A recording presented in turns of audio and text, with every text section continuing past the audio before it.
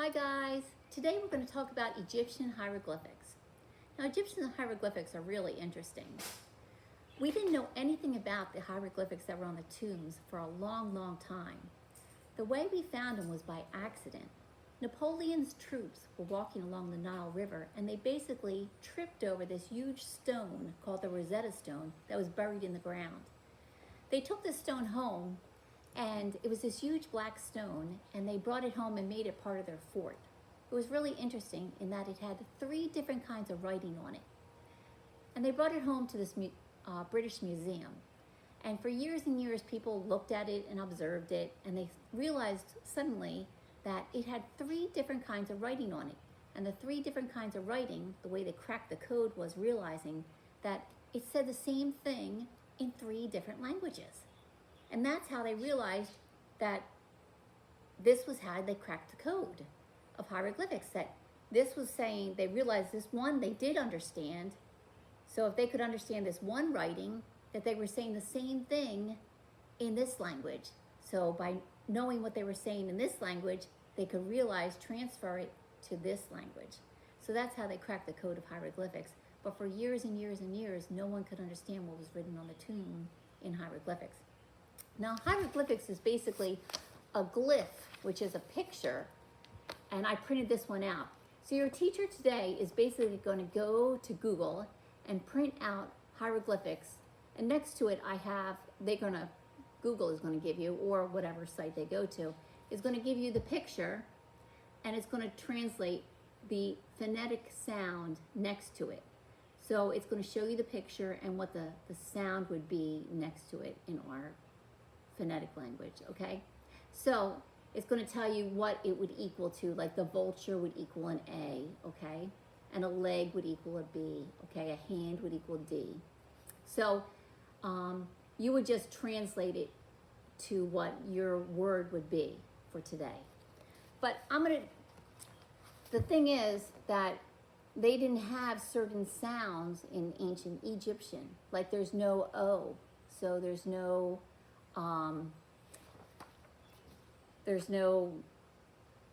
certain sounds that they just didn't have, okay? So what I'm going to show you is, if I was in class with you, certain sounds would be represented together. So this basket would equal either a C or a K, depending on what sound you were trying to represent. So you would pick it and try to guess it out. A reed would either equal, you could use it as an S, a soft sound, S sound. So I could use it as a soft S, an S. A house, this would be an H sound, okay, H. And this could be an E, an I, or a Y for your name, okay? E, I, or Y. And the water sound could be an N sound. And I made these big, so if we were going to do a mural, together, you would trace these onto a big piece of paper and we would do something together. So this would be my foot that you would trace. And here's your M. I would make an owl for you. And I would have these out for you to trace. Here's your snake, a J. A J would be a snake. Or a viper, a snake. Here's your O, a Q. Here's a Q, which is a slope. See the slope? In math class, you would use a slope, find the slope. Now, a chick would be an O, a U, or a W. Ooh, okay. A vulture is an A sound, vulture. And here's a P, which is a stool, like you would sit on a stool. And here is a loaf of bread, like my name would begin with a loaf, T. And here's a D for a hand. So here's your viper. See the different from the snake? Let me pull the snake up again. See how they're different? The snake's different from the viper, which has the little horns. And here's the jar, J, G and J, different. They have J's softer. Okay, so you would basically have these, but you could use certain words like the E, Y, and J, and some would stand for the same things. So you just want to kind of know that. So let's say I want to say clean up, clean up. There's no U sound, so clean up, up.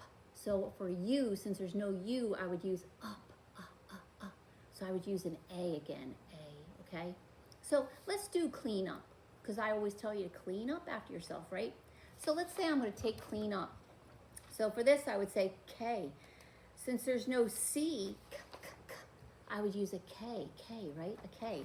So let me mark a little K, the basket. So I'm going to use a K.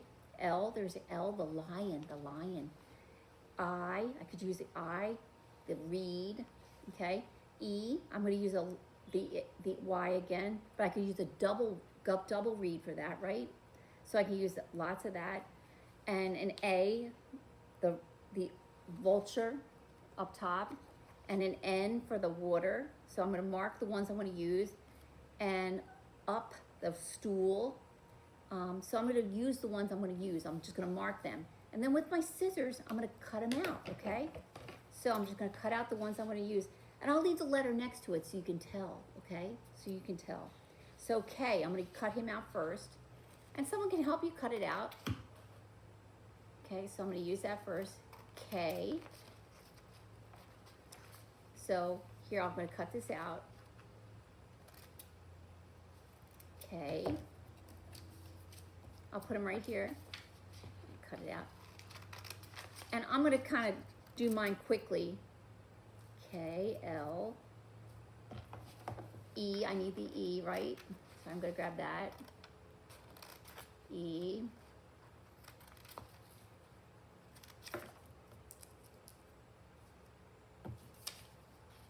And I need another E, right? So I'll have to grab one out of here, an E out of here. Let me grab another E. Clean.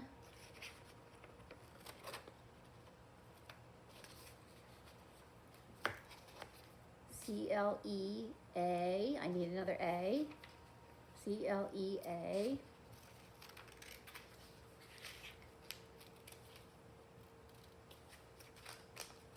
So we're learning how to spell in this activity. Nice cross-curricular, right? I need an N, N. I need an N, so I go to the water. Clean. And up. So I gotta go to, there's no U, so I gotta, A sound. Clean. And I need that A, the vulture.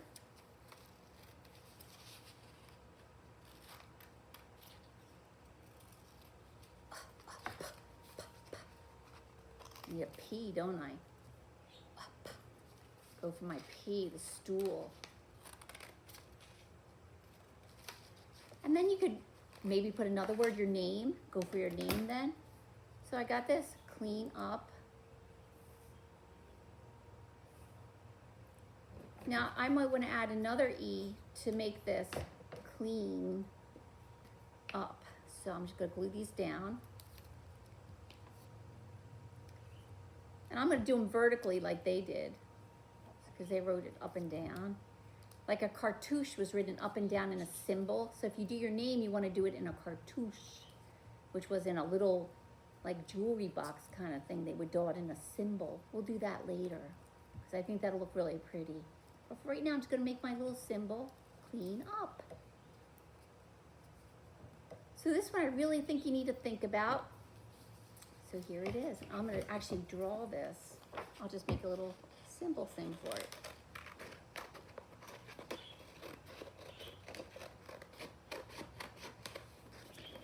I'll just make a little symbol.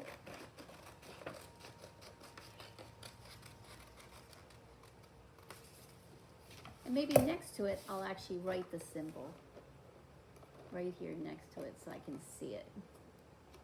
Let me see if I got anything that'll show up on this. I don't know if I do, but I'll try. Let's see if this shows up. Oh, it didn't, but that's okay. But I think you get the picture. So here it would be clean up. So it's, you guys kind of think of it almost like a substitution code, but it's kind of, just think of it as clean. Think of your sounds, your phonetical sounds. Up, up, up, up. It's up, but up, okay? But they didn't have some of the sounds that we had in their alphabet. But that's all you got to do. So think of the sounds rather than the symbols. But there's a picture language, glyphs. They're called glyphs, hieroglyphics. Have fun with this, but don't just enjoy it and have fun with it. You can color in your glyphs when you're done. Have a great day, guys. Bye.